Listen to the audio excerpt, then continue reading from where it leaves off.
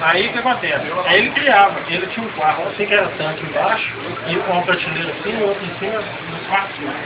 Aí ia lá mesmo, mais de boca, sabe? Um conhece o outro, fala lá, tem um cara que vem, tal, tal. Aí depois ele parou, aí parou no tempo também, porque não tinha internet na época, não tinha livro pra ele. Aí ele ficou defasado, então ele ainda, muita artigo, muito opinião, aí, mas eu não falo.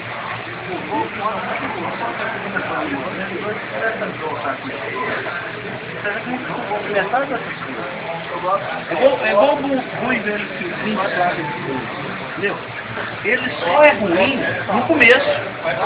Depois que eu faço? Tem por muito substrato. Mas depois que ele estabilizou, ele vira sistema de albergue que o pessoal está usando.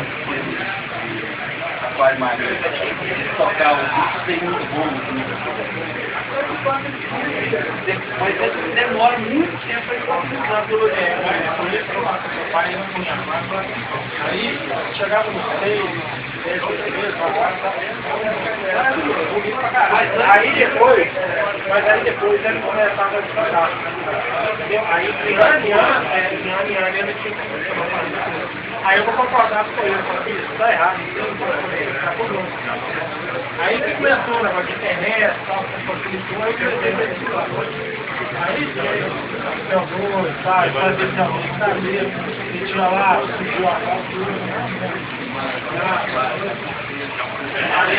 aí que a gente começou a mexer mais no quarto. Aí eu falei, no quartinho na garagem, aí eu falei, pai, vamos montar uma quarta aqui, entendeu?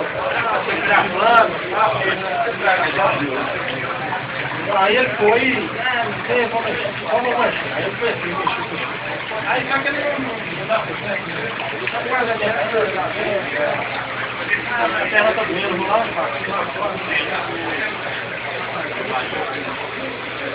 agora como eu dei no cadeira passado, aí eu fui no carro. Agora vamos montar o meu.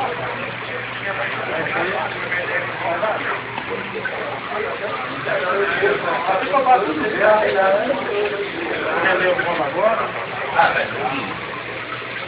Olha, muito projeto aqui.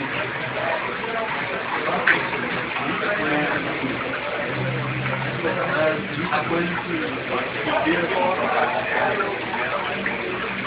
Não, vamos comer um monte, por exemplo, você vai fazer, vai compor com o resto de só. Então ela vai